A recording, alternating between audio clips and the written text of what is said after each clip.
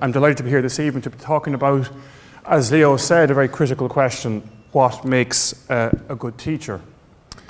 And it's such a critical question, I'm actually going to almost go under it. Because I think there's a sense of, beyond what, I think some of the comments have been touching on this, who makes teachers? And beyond that, who develops, nurtures and supports teachers? And there are two starting points for that. One is a very simple question, in the narrow sense of the terms: who teaches the teachers of tomorrow? Teachers do. They talk about the apprenticeship of observation, that those who go into teacher education have spent 14,000 hours being taught and typically go straight into teaching. They have known nothing but schooling and the school buildings, the walls of schools, and they are the successes of this system. They have succeeded in exams. Rose talked about the Pearson testing system, for example. But I think we need to broaden it out. And the more I listen to the conversation like this evening, the more I've engaged in my work over the past 5 years, we need to really think big and wide and deep. Because we need to ask ourselves, who nurtures and influences and shapes the teachers of tomorrow? We all do. So everything we do as a society, the way we talk about teachers, the way we talk about teaching, in family conversations, over dinner parties, in the media, the decisions as a society we make as how much to pay our teachers, the terms and conditions, the pathways into teaching, the pathways to support teachers, all of those things go into nurturing and shaping the teachers of not just tomorrow, but today as well. And how do we retain them in the system? In other words, we need to think beyond initial teacher education. And we see it in Ireland. Leo referred to the idea of the schoolmaster, and this idea that when you are qualified, you are done. I remember very vividly when I qualified as a teacher in 1999, closing my philosophy education script paper in a sports hall in UCD. I was on the far side of the city, and swearing an oath to myself I would never do another exam as long as I ever lived again.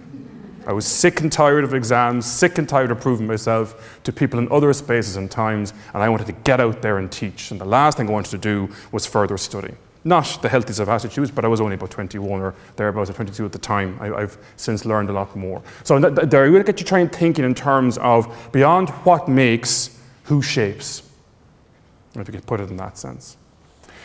And inevitably, I think Leo touched on this as opening comments. One of the other starting points for tackling that question, whatever way you phrase it or conceptualize it, what is a good teacher? To what end are teachers supposed to be teaching?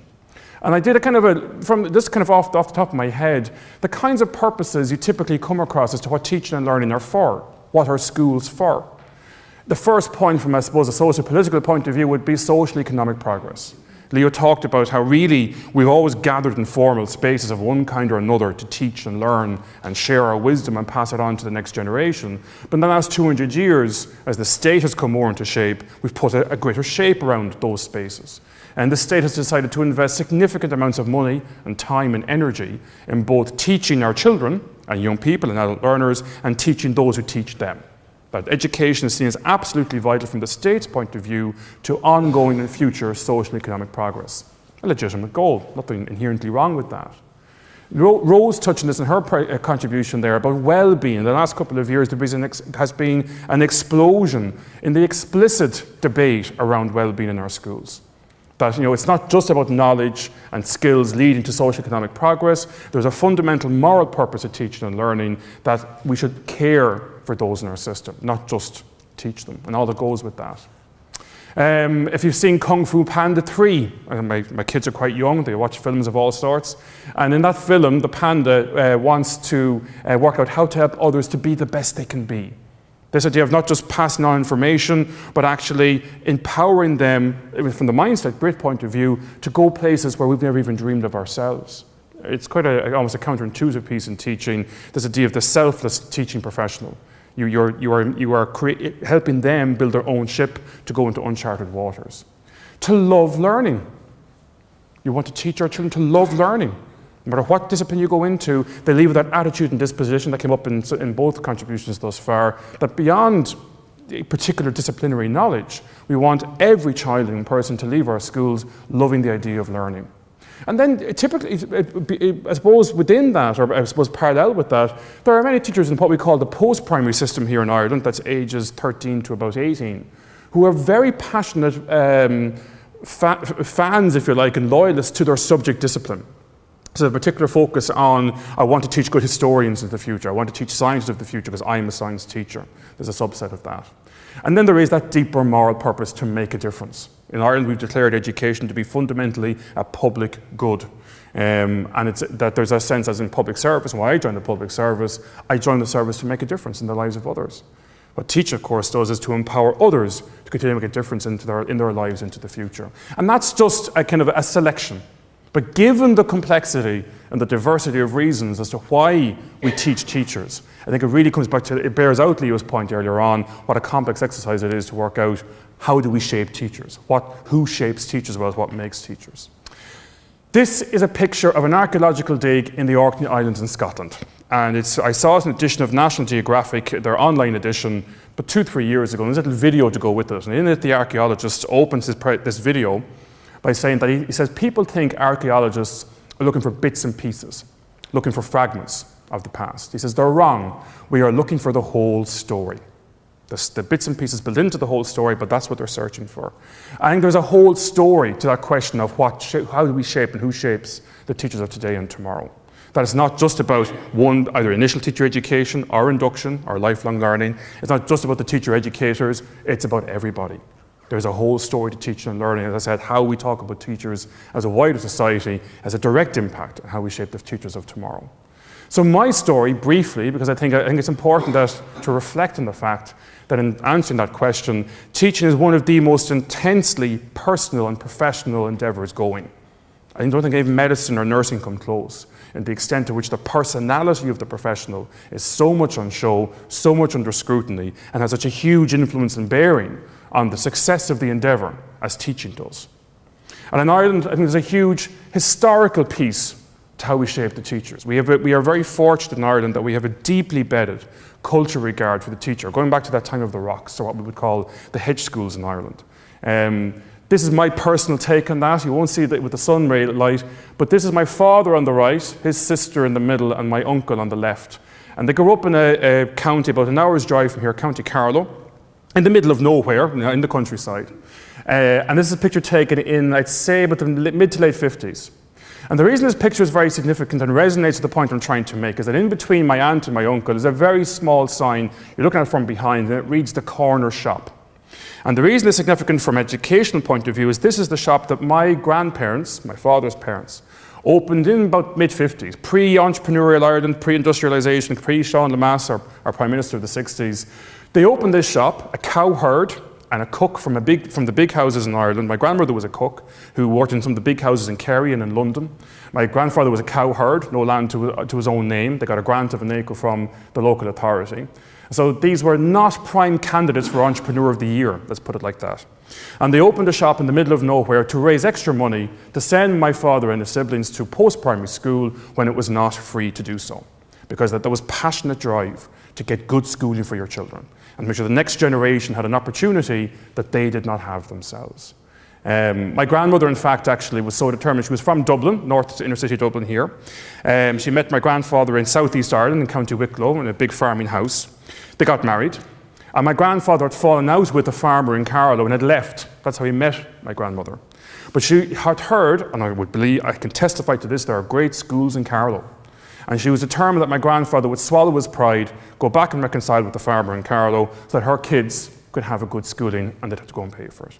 So that's my personal anecdote piece, how in Ireland, that broader cultural canvas is a huge factor in how we shape as a society and a nation our teachers of today and tomorrow. There's a huge, and it's borne out to this day that we know from the entry system to third level that the calibre of people who apply for teaching in Ireland is drawn from the top 15% in terms of academic achievement, in terms of a nationwide test, the Leaving Certificate, the national statewide exam, that teaching consistently attracts the top 15% of academic candidates into its programmes. And not many other countries can boast of that fact.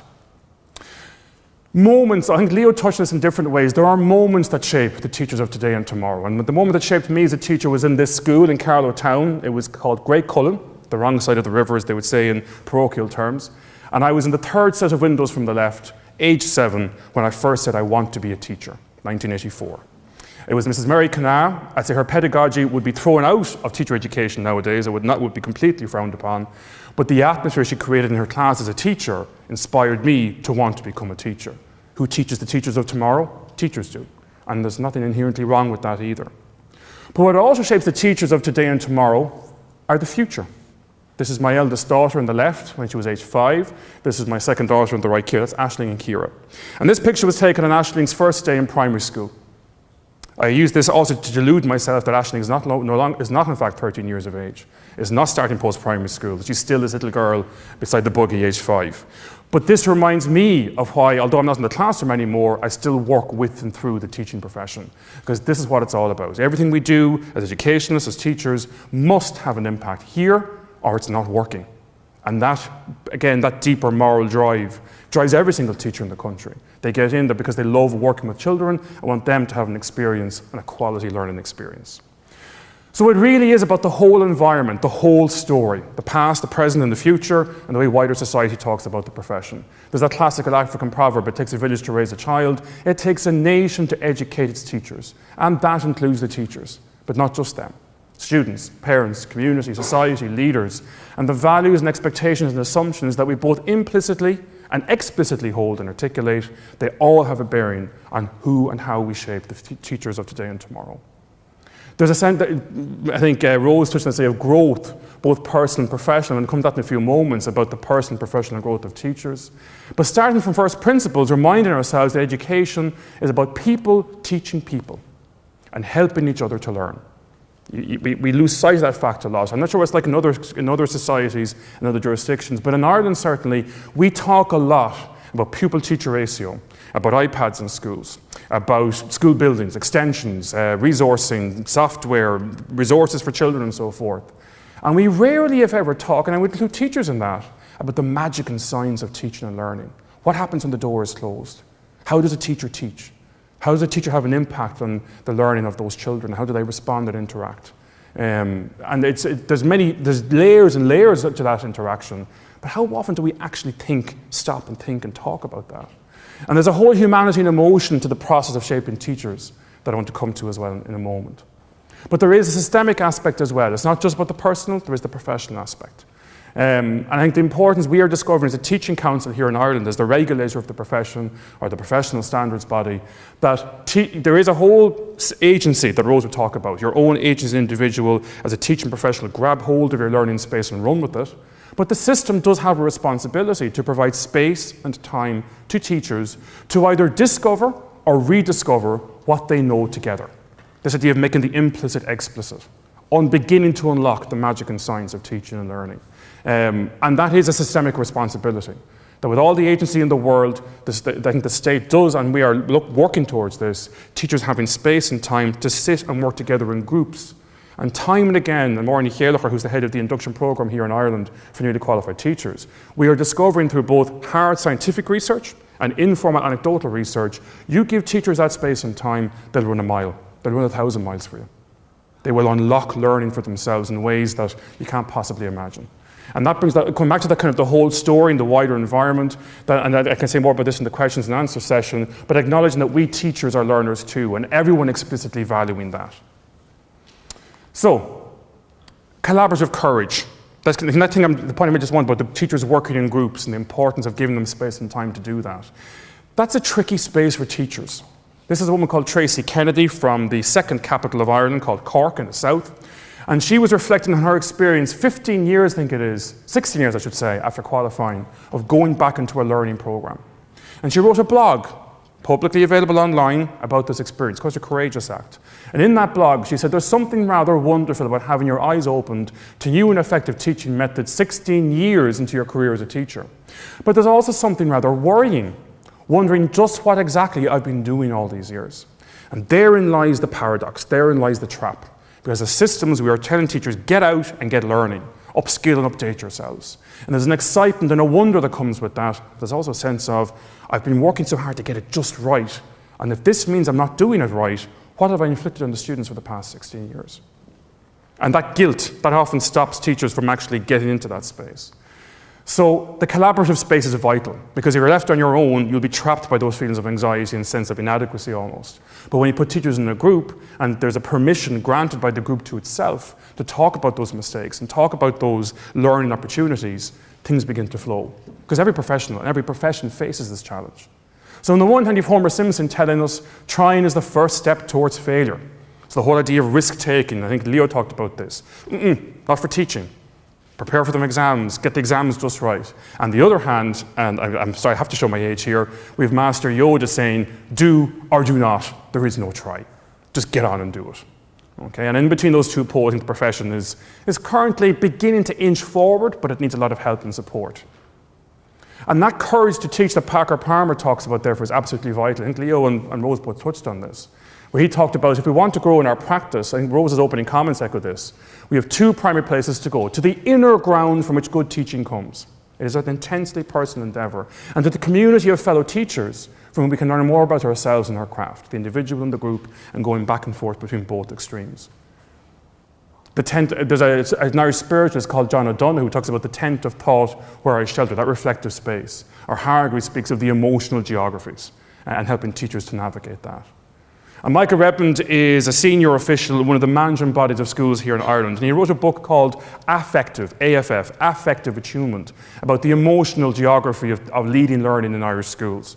And he quoted two other authors, Vincent James, I should say, who said schools are emotional theatres par excellence. They're all the teachers grounded in emotion, shaped by emotion, and acted out in an emotional context. So we can't get away from that. So there is definitely the whole, if you like, the pedagogical unpacking of what good teaching and learning is, that is right and proper, gives a kind of a whole robustness to the space. But I think we do ourselves a huge disservice by neglecting this aspect of shaping the teachers of today and tomorrow. And that collaboration space, I want to illustrate, if I have a couple of minutes, by a short video by, if people have heard of David Attenborough, the BBC hero of mine. And if the video works, I'm going to play this video of a pufferfish working on the bottom of the ocean floor, and it will all make sense in a few moments if this works. He can't rest for more than a moment, but must work 24 hours a day for a week, or the current will destroy his creation.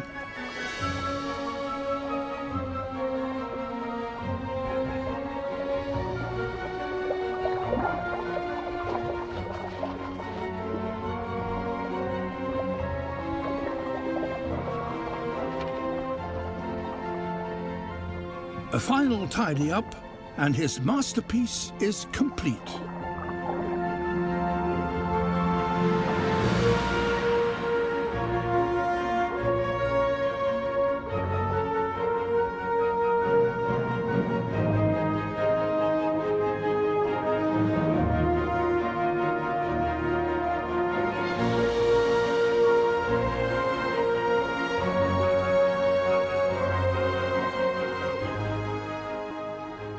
So, what is the Director of the Teaching Council doing showing you fishy videos late of a Tuesday evening?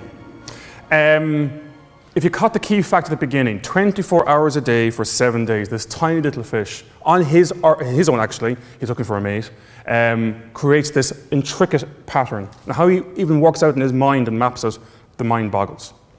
And on the one hand, you step back and you admire this heroic effort of the lone individual, pushing himself beyond all natural limits for the pursuit of a kind of a singular goal. Map that to the teaching profession. Leo used the phrase himself, the school master, the teacher in the singular, in the room, the font of all knowledge and wisdom. And how teachers go above and beyond the call of duty in voluntary activities, training sports teams, coaching debating teams, preparing, marking, planning to the wee hours of the morning, working at the weekends, and society stands back and applauds them and says, well done, bravo teaching profession. And then you step back and wonder, after the poor fella had finished this pattern on the ocean floor, what happened then? How sustainable is this? How sustainable is that practice in the case of the teaching profession? And that's really coming to the bubble, I think, in many different societies. The medical profession has taken that leap into the collaborative space. The teaching profession is inching there. But we have to ask ourselves and question ourselves as a society, the whole story. We applaud this, but step back, what's going on? And how sustainable is that fundamentally? So I think that's something we've got to bear in mind.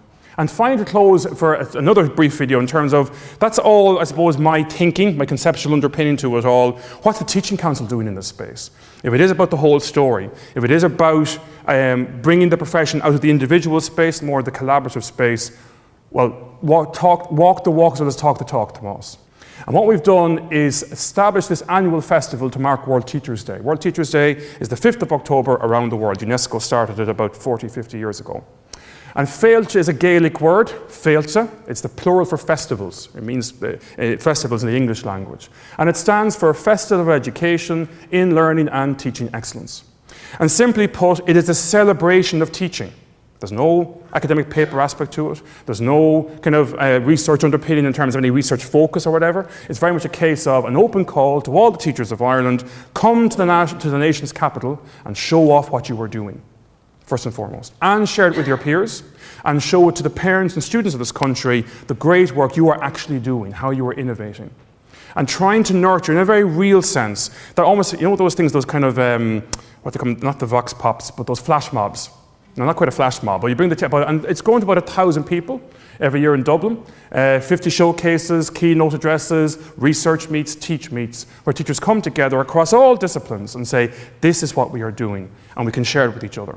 And the energy and enthusiasm, the networks that form as a result, are finally beginning to bear fruit. So to give you a flavour of that, I have a short video to finish off, and that will conclude my presentation. I look forward to your questions.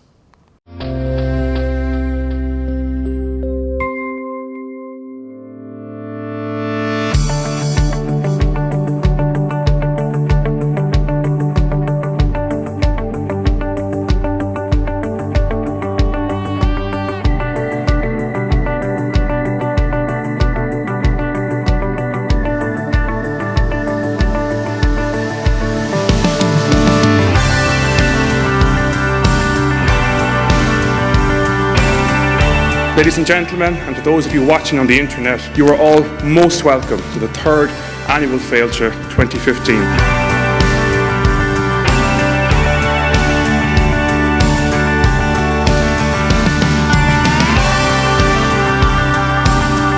Féilte acknowledges and affirms the leadership shown by teachers in developing our schools and our colleges as teaching and learning communities.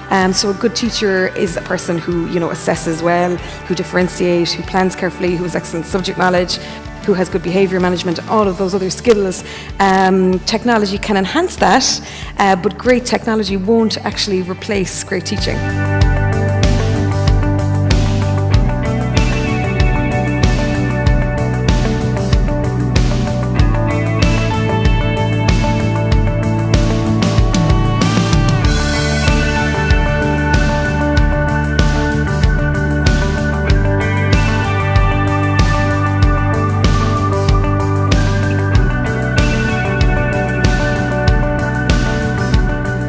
I'm blown away by Féilte. It's something that is just, I think maybe people don't know enough about it. It's like being a sponge today. I'm dying to run around to all these different stands and get ideas, and we're all taking photos of each other's work.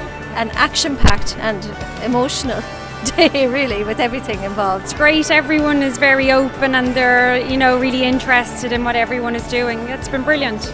And just the feedback I've got from other teachers today in relation to our own programme here, it's when you share the ideas with other teachers, they come back and they turn it into something more. And it's a fantastic way to collaborate on learning. Really enjoyed it. Had a really great day today. We had a workshop up there in one of the rooms, and about 20 teachers involved, so we had them dancing, singing.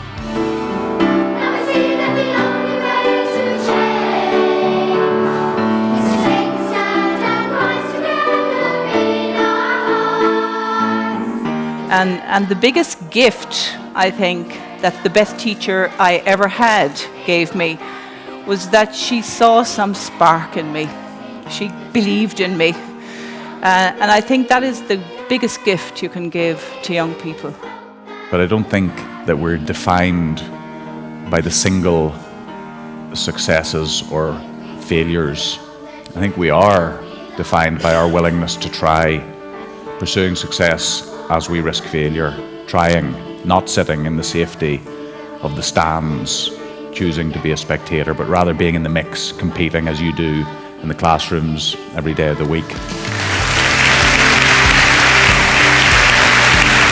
You're all most welcome back from what I think has been all accounts a wonderful, vibrant, energetic day. It's been, bigger and better even than last year. I didn't think that was possible. And that's all down to you. You make Féilte. And I had a teacher come up to me there just a few moments ago and said, I'm just a regular teacher.